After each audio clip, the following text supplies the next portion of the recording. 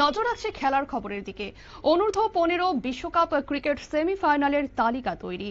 সেরা 4 দল পৌঁছে গেল আসরের শেষ 4-এ। 27 নভেম্বর আসরের দুটো সেমিফাইনাল। এ নিয়ে জানবো বিস্তারিত। আমাদের সঙ্গে যুক্ত হয়ে গেছে প্রতিনিধি বিপ্লব চন্দ্র। বিপ্লব, কি জানতে পারছো? দেখো, যে সদর অনূর্ধ্ব 15 ক্রিকেট, এই 15 ক্রিকেট যা শুরু হয়েছিল তার কিন্তু গ্রুপ পর্যায়ের ম্যাচগুলো শেষ হয়ে গেছে। এবং সেই আসর আমরা যেটা দেখলাম, সেখান থেকে দেখা যায় যে গত 30 তারিখ থেকে শুরু হয়েছিল তার এই আসর, এবং সেখানে মোট 17টি দলকে নিয়ে আসর শুরু করা হয়েছিল।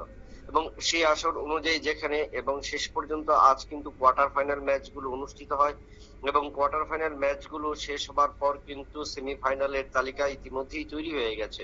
অর্থাৎ কোয়ার্টার ফাইনালের সেরা 4টি দল কিন্তু পৌঁছে গেছে ইতিমধ্যেই সেমিফাইনালে। যদিও গতকালকে আমরা যেটা দেখেছিলাম যে প্রগতি প্লে সেন্টার এবং দশমী ঘাট, এই দুটি দল ইতিমধ্যে কিন্তু পৌঁছে গিয়েছিল, এবং আজ ছিল তার গ্রুপ পর্যায়ের শেষ দুটো ম্যাচ, এবং সেই শেষ দুটো কোয়ার্টার ফাইনাল ম্যাচও শেষ দুটো বিজয়ী দল কিন্তু তারা সেমিফাইনালে জায়গা করে নেয়। এবং যার কারণে দেখা গিয়েছে যে ইতিমধ্যে চাম্পামুড়া জয়লাভ করেছে 9 উইকেটের, এবং অরুন্ধতিনগর জয়লাভ করেছে 5 উইকেটের ব্যবধানে, এবং তারা কিন্তু ইতিমধ্যে পৌঁছে গেছে আসরের সেমিফাইনালে।